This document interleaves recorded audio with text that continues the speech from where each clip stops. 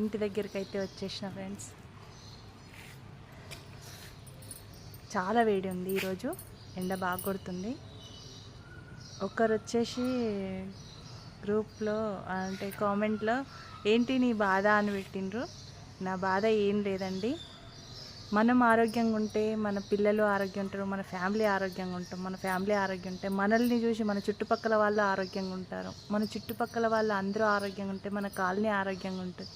మన కాలనీ ఆరోగ్యంగా ఉంటే మన మున్సిపాలిటీ ఆరోగ్యంగా ఉంటుంది. మున్సిపాలిటీ ఉంటే మన దేశం కూడా ఆరోగ్యంగా ఉంటుంది, మన రాష్ట్రం ఆరోగ్యంగా ఉంటుంది, ఈ ప్రపంచమే ఆరోగ్యవంతమవుతాం కదా అండి. అందుకే ఏది చేసినా మన నుండే చేయాలి, మన నుండే స్టార్ట్ చేయాలి.